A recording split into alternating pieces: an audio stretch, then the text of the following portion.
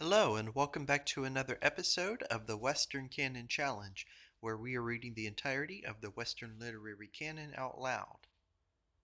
Today we continue our series in Emerson's journals. We are up to about May of the year 1845. Emerson will be 42 years old, and we begin with a poem, and it begins with an editor's note, and I'll read that first. In one of Mr. Emerson's verse books is a half-erased penciling of an improvisation on the spot, the dark ledges above the spruce forest of the poem Monadnock. See its second and third stanzas in the poems. End of note. And what follows is the poem, and Emerson has written above it, 3rd of May, 4 hours 10 minutes a.m. I stand upon this uplifted land, hugely massed to draw the clouds, like a banner unrolled to all the dwellers in the plains, round about 100 miles. In his own loom's garment dressed, by his own bounty blessed, thus constant giver, yielding many a cheerful river, appearing an aerial isle, a cheerful and majestic pile, which morn and crimson eve shall paint, for bard, for lover, and for saint. The country's core, inspirer, prophet evermore, and which God aloft had set, so that men should not forget, it should be their lives' ornament, and mix itself with each event, their almanac and dial, painter's palette, sorcerer's file. And then the third stanza follows. Mysteries of color duly laid by the great painters, light and shade, and sweet varieties of time and chance, and the mystic seasons' dance, the soft succession of the hours, thawed the snowdrift into flowers. Then there's a separation, and then another 2 lines. By million changes skilled to tell what in the eternal standeth well. And that's the end of the poem.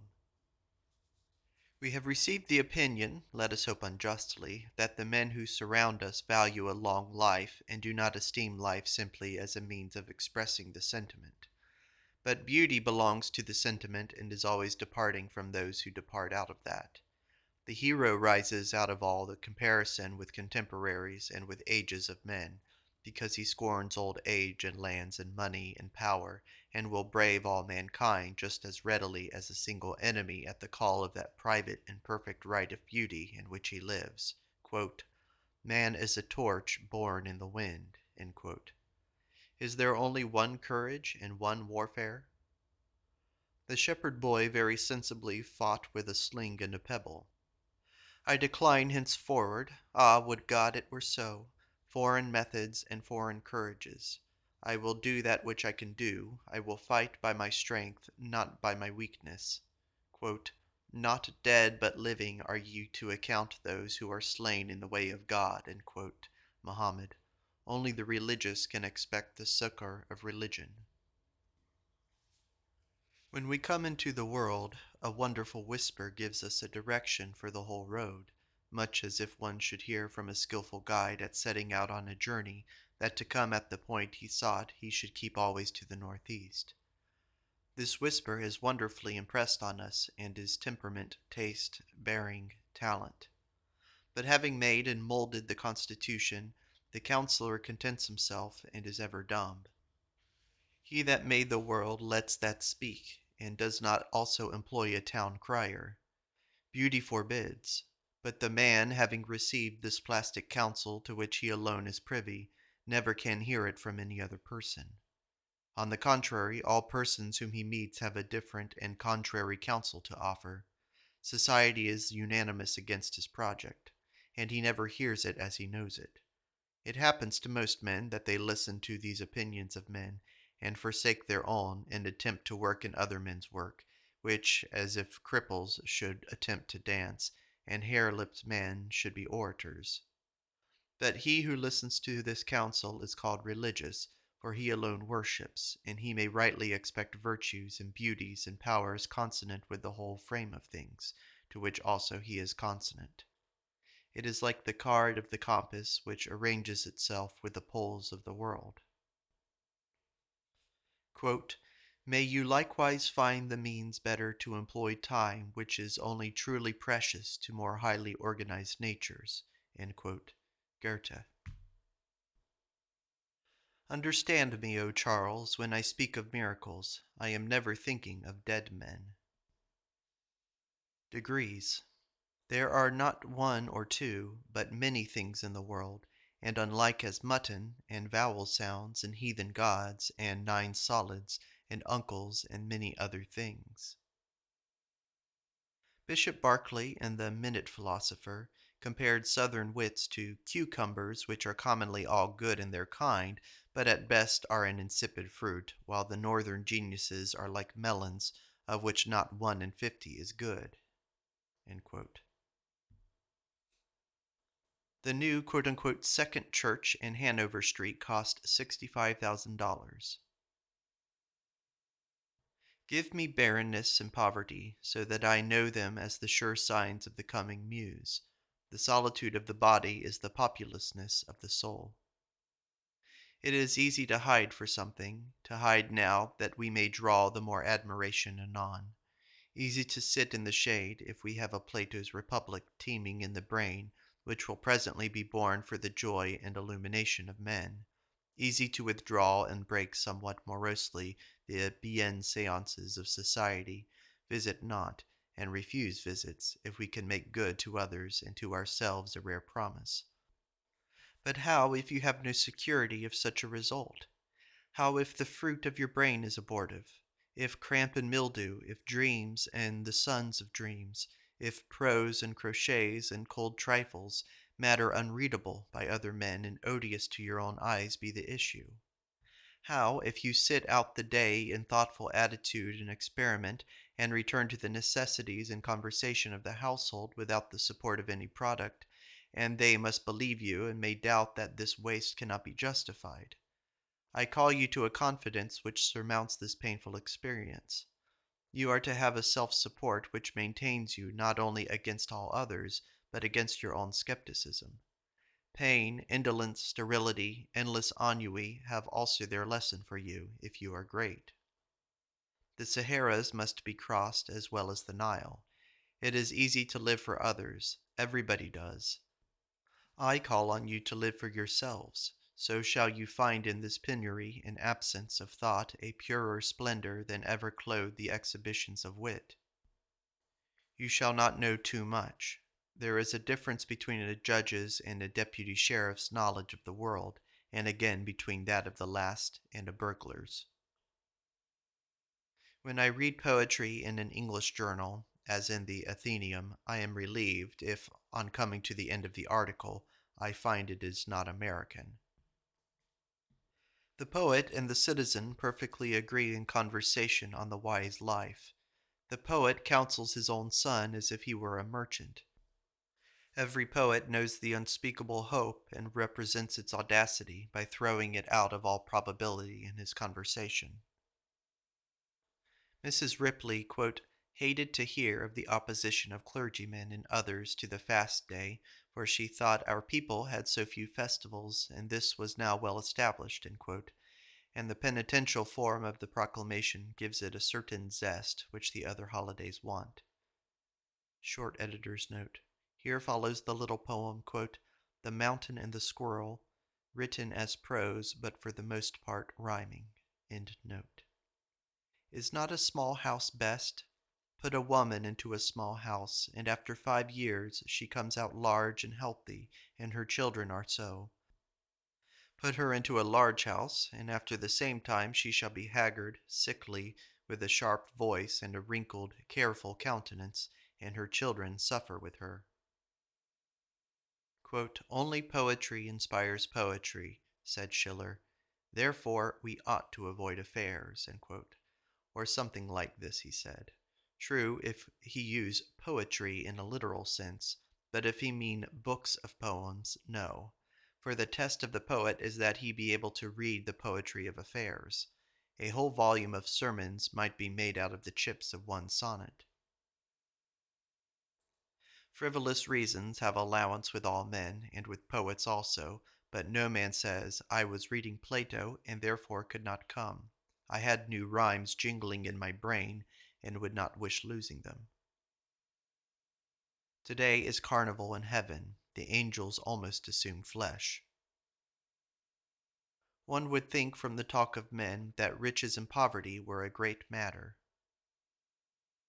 A man shall not be a pond. As the water came in, so it shall go out. I think the charm of rhetoric is still that, the hint of advertisement it gives us of our constitution. The pilgrim, the palmer, shell on shoulder, marching fraternity. We are bound on a long tramp. Before God, why sit ye here? Life is a game between God and man. The one disparts himself and feigns to divide into individuals. He puts part in a pomegranate, part in a king's crown, part in a person. Instantly man sees the beautiful things and goes to procure them. As he takes down each one, the Lord smiles and says, It is yourself, and when he has them all, it will be yourself. We live and die for a beauty which we wronged ourselves in thinking alien. Writing should be the settlement of dew on the leaf of stalactites on the wall of the grotto, the deposit of flesh from the blood, of woody fiber in the tree from the sap. Our virtue runs in a narrow rill. We have never a freshet. We ought to be subject to enthusiasms. One would like to see Boston and Massachusetts agitated like a wave with some generosity, mad for learning, for music, for philosophy, for association, for freedom, for art. But now it goes like a peddler with its hand ever on its pocket, cautious, calculating. How hard to find a man! It would take, as Taylor said, the lamp of Diogenes added to the splendor of the noonday sun. Otis talked too much. Webster has no morale. Choate wants weight. Alcott is unlimited and unballasted. Bound, bound, let there be bound. But let there be not too strict a bound. Alcott is a pail of which the bottom is taken out, and the wig a pail from which you cannot get off the cover. These farmers, so keen in trade, so cool and solid in their manners, are no fools, and their considerate heads might wag to advantage with those in Congress or the Cabinet. But living as they now do, to some humble aims, it seems as if they must, on some day and year not far back, have compounded with more generous hopes, and have renounced their homage and duty, and resolved to get what dirty compensation they could for their right of subscription to wild goodness and beauty, by an unmixed, undistracted attention to squalid economics. A great deal of God in the universe, but not valuable to us until we make it up into man. What is the use of trying to get that out which is not in? You may ask me as often as you will, and in what ingenious forms, for an opinion concerning the mode of building the wall, or sinking the well, or laying out the acre, but always the ball will rebound. These are questions which you, and not I, will answer. The scholar passes, like the Russian bathers, from hot water to ice cold, so he from the height of honor to that of insult, as he falls into studious or into practical company. See the sentence from Vishnu Sarma. Vestiges of creation. What is so ungodly as these polite bows to God in English books? He is always mentioned in the most respectful and deprecatory manner, that august, that almighty, that adorable providence, etc., etc. But courage only will the Spirit prompt or accept. Everything in this Vestiges of Creation is good except the theology, which is civil, timid, and dull. These things which the author so well collates ought to be known only to few, and those masters and poets. And then there is a untranslated section of the Aeneid. It is curious that all we want in this department is collation. As soon as the facts are stated, we recognize them all as somewhere expressed in our experience or in history, fable, sculpture, or poetry. We have seen men with tails in the fauns and satyrs. We have seen centaurs, titans, lapithae. All science is transcendental, or else passes away. Botany is now acquiring a right theory, and how excellent is this McLevy and Swainson theory of animated circles, symbolic also as in Kirby and Spence. The cyclic or encyclopedical character that science acquires pleases also and satisfies. The avatars of Brahma will presently be textbooks of natural history. Well, and it seems there is room for a better species of the genus Homo. The Caucasian is an arrested undertype. Persons. Does anyone suppose himself to be without bounds or limits? Perhaps he will defy mesmerism. Fame. Among our social advantages, what a signal convenience is fame. Do we read all authors to grope our way to the best? No, but the world selects for us the best, and we select from the best our best. A crop of poets is as inevitable as a crop of violets or anemones, and the asperity or the narrowness or the conceit of any one is of no account in the cycle, being readily compensated, not in him, but in the choir. They are all less than the genus, and why not he? Identity. Liars also are true. Truth is the moral gravitation, and let a man begin where he will, and work in whatever false direction, he is sure to be found instantly afterwards arriving at a true result. The Whig party is anxious to disembarrass itself of the abolitionists. Does it know that no injustice can be done except by the help of justice? That its true policy is to take away from the Locofoco party every right, principle, and adopt the same itself? Then will the ruin be inevitable of the bad. But this boyish policy of becoming bad and rowdy gives strength to the other side. Quote, "We know all things as in a dream, and are again ignorant of them according to vigilant perception." Plato, the Sophista. Plato, the whetstone of wits, the yardstick, standard, meter of wits. The hint of the dialectic is more valuable than the dialectic. One who has seen one proof, ever so slight, of the terrific powers of this organ will remember it all the days of his life. The most venerable proser will be surprised with silence. It is like the first hint that which earth moves, or that iron is a conductor of fluids, or that granite is a gas. The solids, the centers, rest itself, fly and skip. Rest is a relation, and not rest any longer. Ah, these solid houses, real estates have wings like so many nimble mosquitoes, and do exceedingly hop and avoid me. Books are worth reading that settle a principle, as lectures are. All others are tickings of the clock, and we have so much less to live. Objections made to Plato's Republic are shallow. He keeps a cobbler, but that is only illustration to show that each passion and action should keep its orbit. There is no cobbler to the Civitas Dei, which alone he would build. Note from the editor. Notes for chapter on Plato and representative men and various quotations occur here in the journal. End note. It destroys how many originalities, pretended originals, to read Plato, yet how easy to say, "My thunder, that's new church truth." Poor little fellows, all our propositions are related. It is easy to read Plato, difficult to read his commentators. There was an ugly rumor went about from London to Boston, and in other places a 12 months since, that Cousin was dished, and now I owe to him this magnificent republic, and how many scholars will thank him for a century to come for this translation.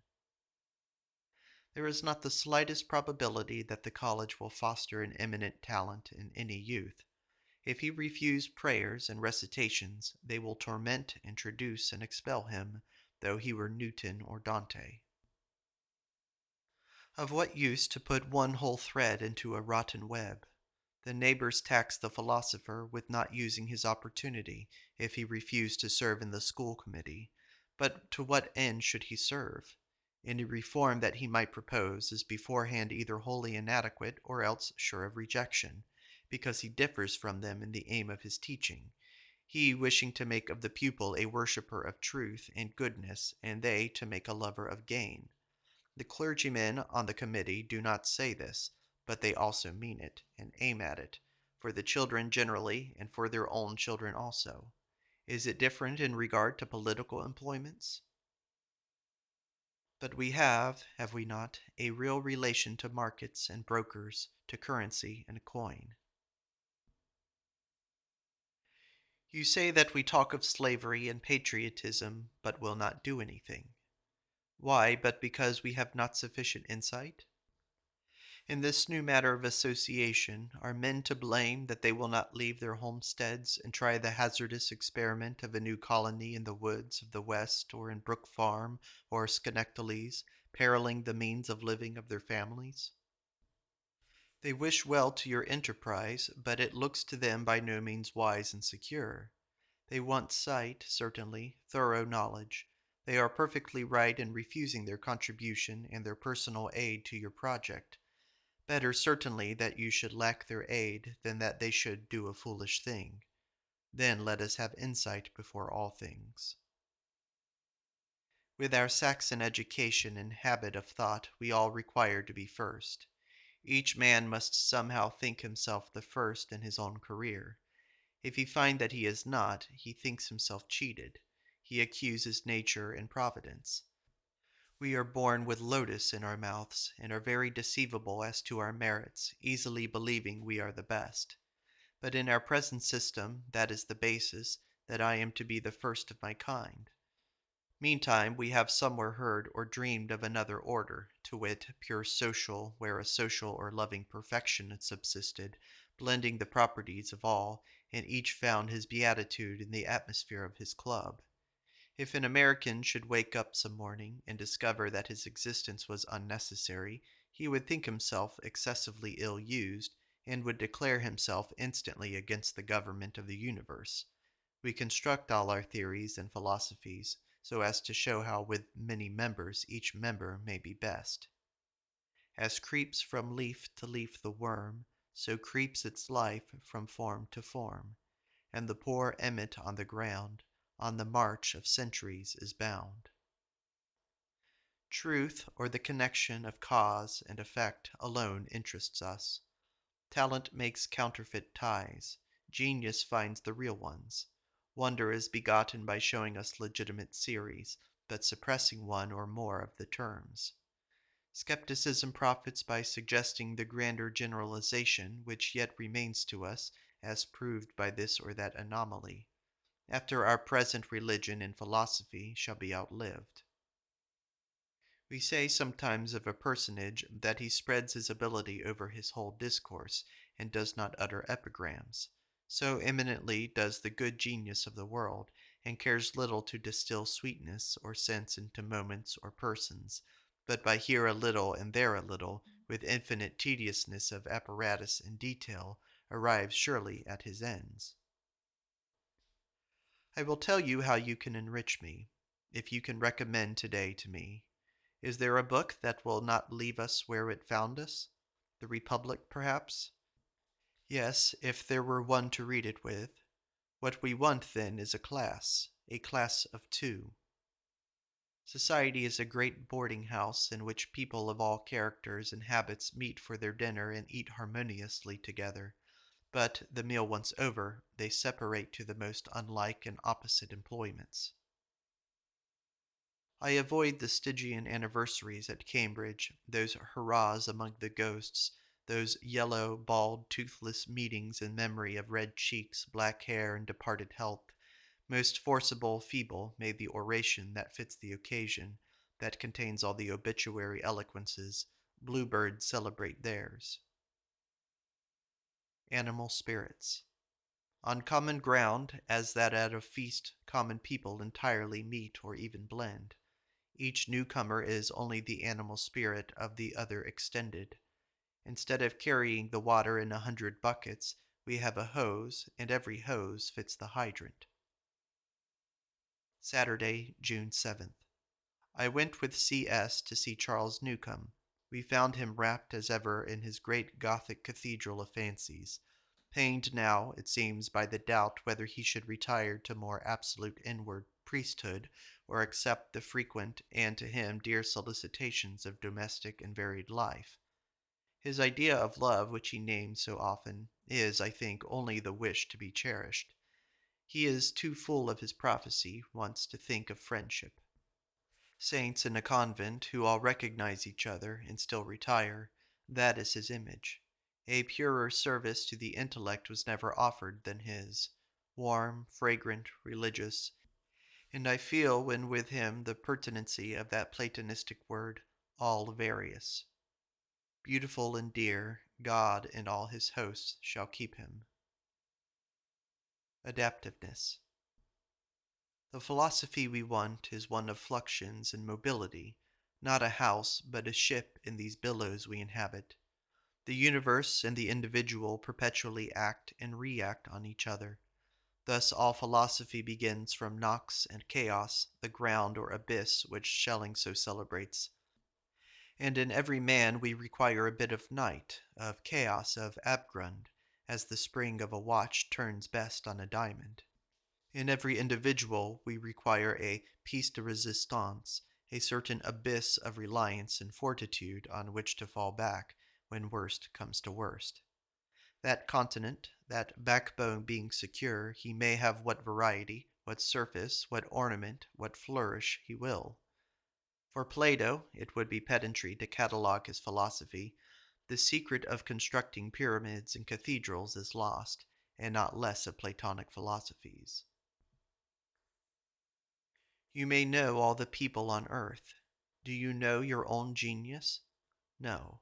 Every thought, every deed, you drag before it that you may have a verdict and know something of itself, and it answers from its cloudy seat. What alone in the history of this world interests us? What but the mystic import of 2 or 3 words men use: genius, love, right? He, the scholar, will have to answer certain questions which I must plainly tell you cannot be staved off. I invite you not to cheap joys. Believe in magnetism, not in needles, in the unwearied and unweariable power of destiny, which, without an effort, brings together like to like, the error to its mark, the cause to its effect, the friend to the friend, and the soul to its fortune. For, though the bases are divided, the summits are united, silver to silver. The farm once more. The unanimous voice of thoughtful men is for the life of labor and the farm. All experience is against it, it being found, 1. That a small portion of the people suffice for the raising of bread for the whole; 2. That men are born with the most positive peculiarities of power, as for music, for geometry, for chemistry, for care of animals, etc., etc. 3. That hard labor on the farm untunes the mind, unfits for the intellectual exercises which are the delight of the best men.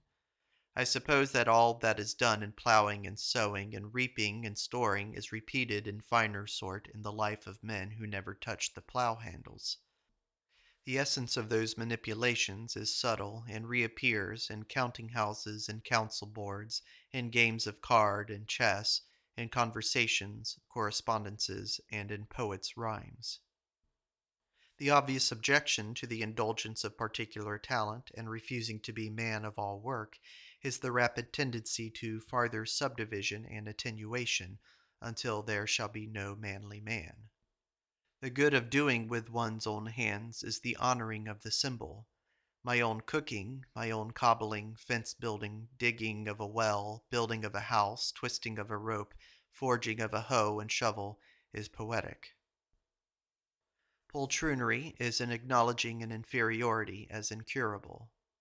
The only suppression of truth we can forgive is in restraining the confession of inferiority when really felt because of some trivial advantage. Let the penitent wait and not prematurely poltronize. Poetry aids itself both with music and with eloquence, neither of which is essential to it. Say rather that music is proper to it, but that within the high organic music proper to it are inferior harmonies and melodies, which it avails itself of at pleasure.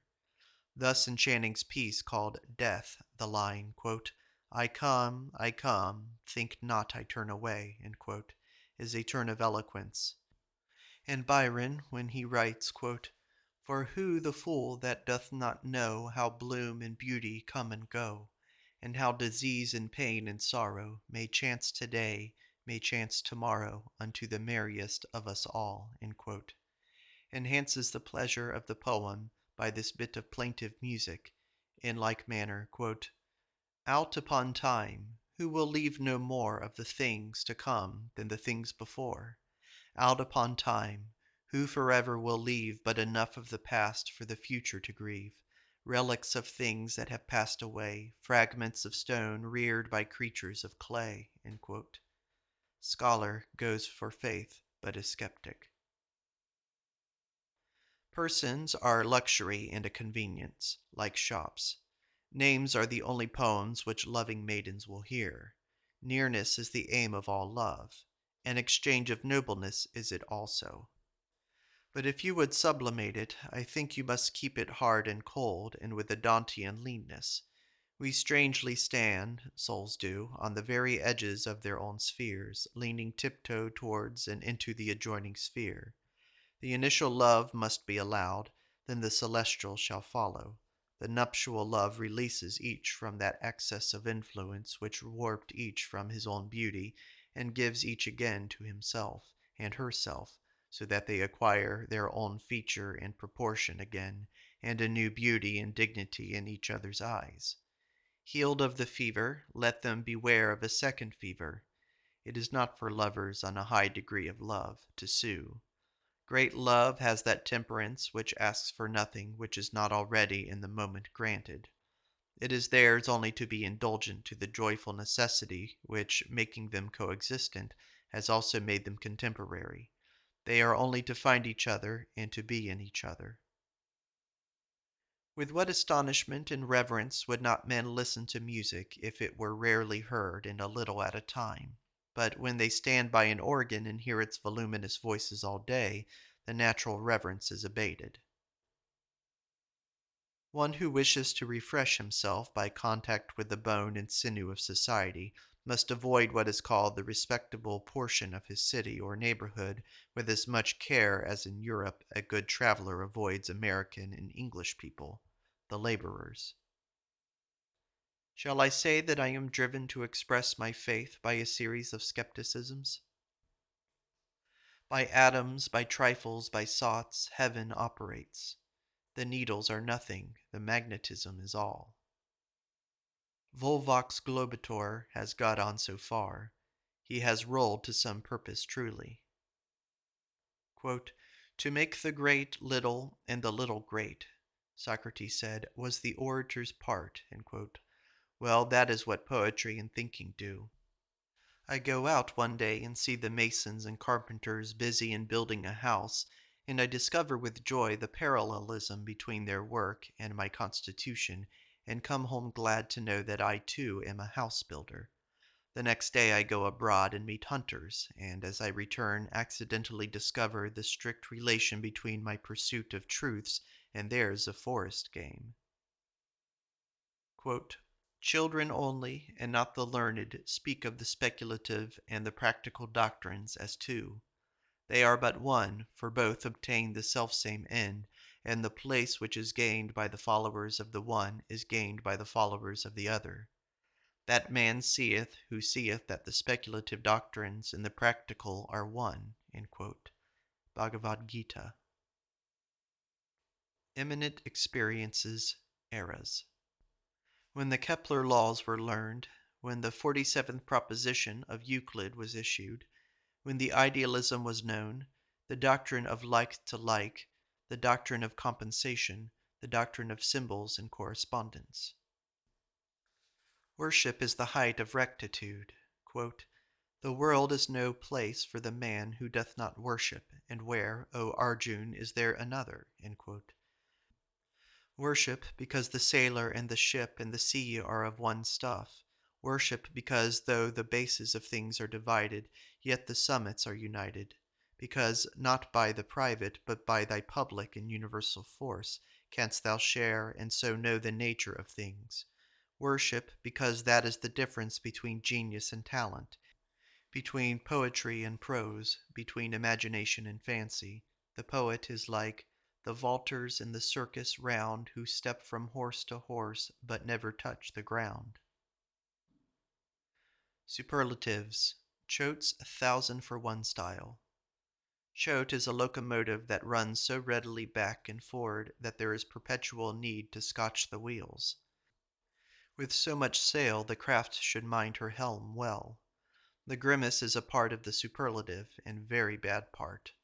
A man full grown should not cry in a public place alone.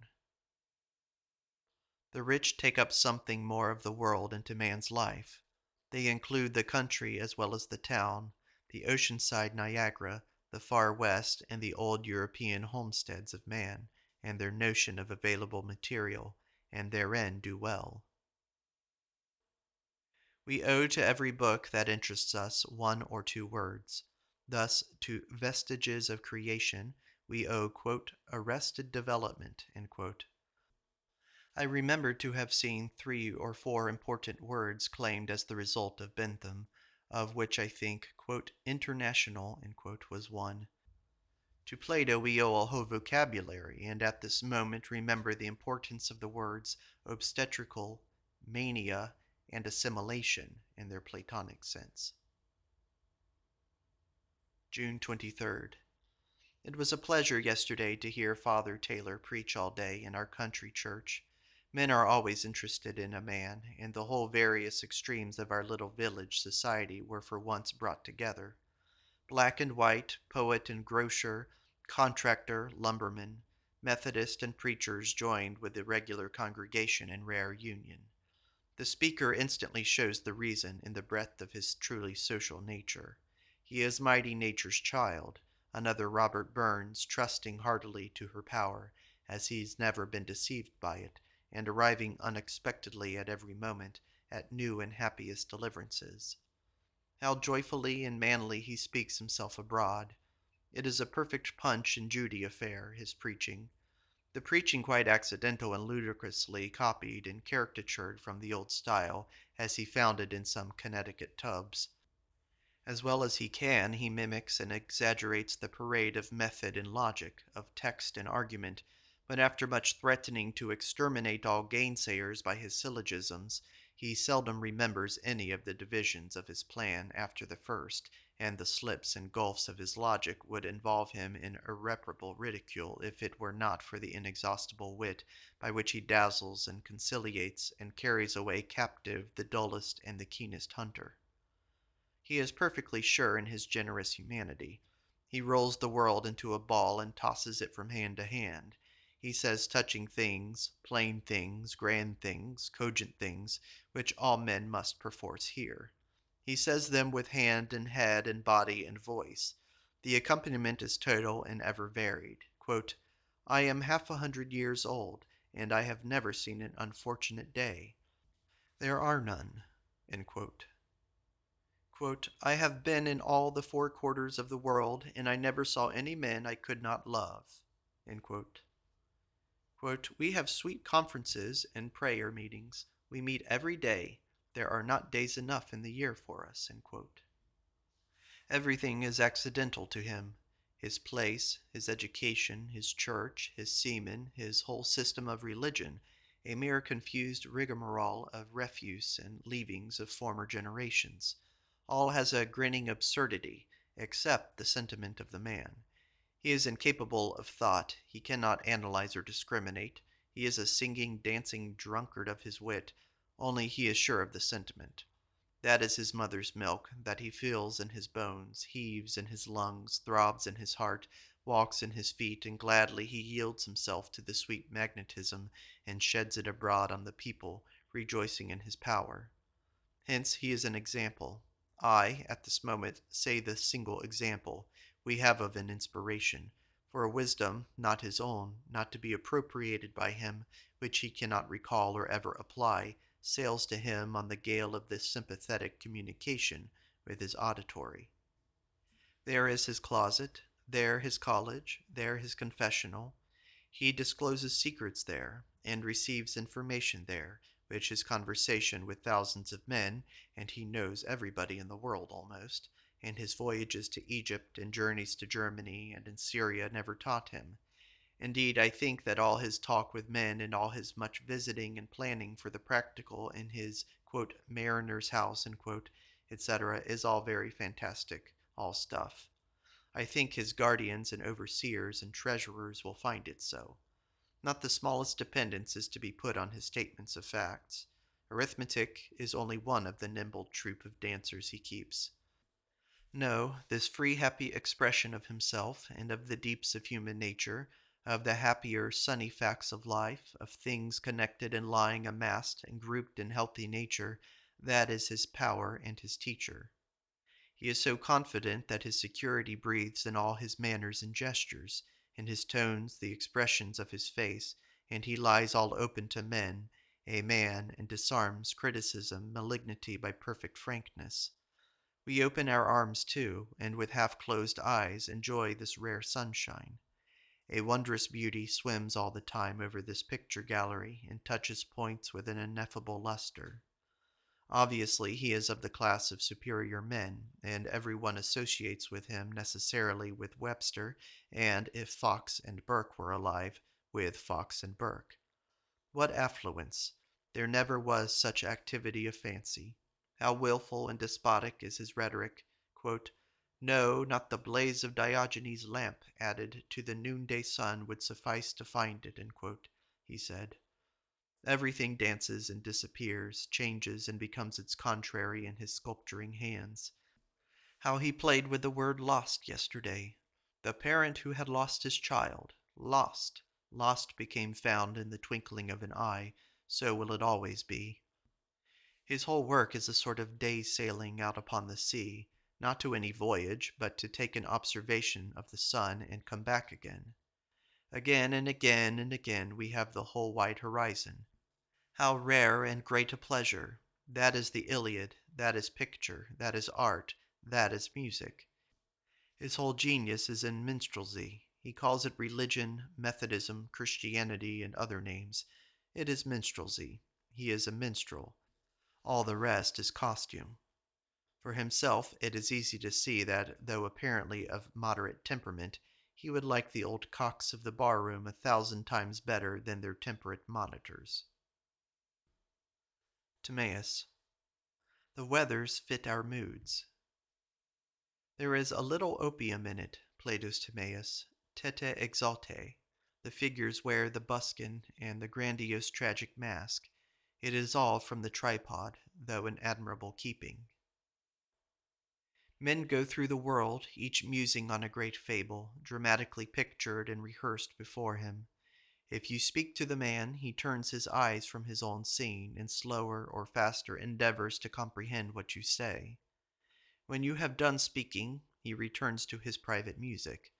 Men generally attempt early in life to make their brothers first, afterwards their wives, acquainted with what is going forward in their private theater, but they soon desist from the attempt, or finding that they also have some farce, or perhaps some ear and heart-rending tragedy forward on their secret boards on which they are intent, all parties acquiesce at last in a private box with the whole play performed before himself, solus. Even for those whom I really love, I have not animal spirits. What an eloquence Taylor suggests. Ah, could he guide those grand sea-horses of his with which he caracoles on the waves of the sunny ocean. But no, he is drawn up and down the ocean currents by the strong sea monsters, only on that condition that he shall not guide. How many orators sit mute there below? They come to get justice done to that ear and intuition which no Chatham and no Demosthenes has begun to satisfy. Oliver Houghton, Kimball, John Garrison, Belknap, Britton, Weir, and the Methodist preachers. W. E. Channing, Thoreau, Horace Mann, Samuel Hoare, the Curtises, Mrs. Barlow, Minot Pratt, Edmund Hosmer were of Taylor's auditory. Nobody but Webster ever assembles the same extremes. The scholar is very unfinished who has only literary weapons. He must be spiritual man. He must be ready for bad weather, poverty, insult, weariness, reputation of failure, and of many vexations. He ought to have as many talents as he can.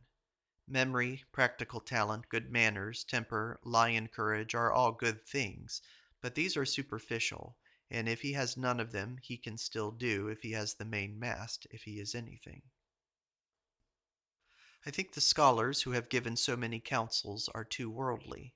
Scott will have it that they shall not be in false position with quote unquote good society. They shall not be insulated. Goethe thinks dealing habitually with men and affairs essential to the health. Time will show whether this facility is not a snare, and do not drag him that has it back to the shops from which his genius would remove him.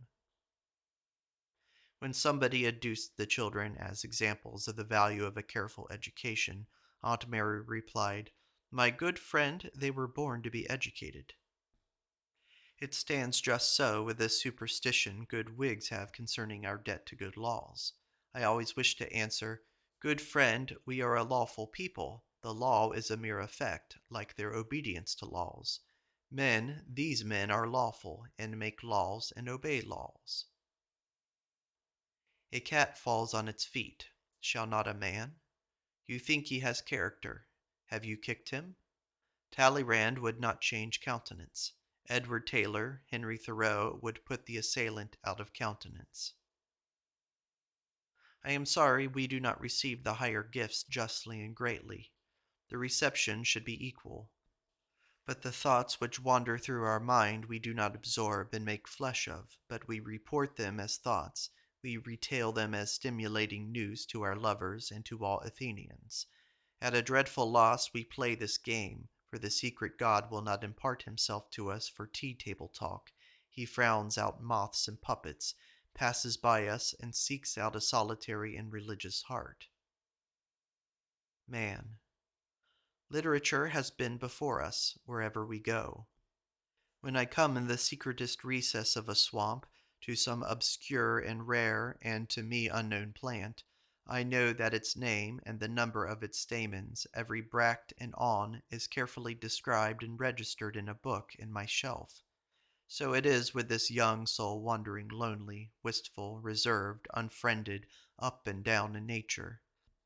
These mysteries which he ponders, which astonish and entrance him, this riddle of liberty, this dream of immortality, this drawing to love, this trembling balance of motive, and the centrality whereof these are rays, have all been explored to the recesses of consciousness, to the verge of chaos and neant, by men with grander steadfastness and subtler organs of search than any now live, so that when this tender philosopher comes from this reverie to literature, he is alarmed, like one whose secret has been betrayed, by the terrible fidelity with which men, long before his day, have described all, and much more than all he has just seen, as new continent in the West.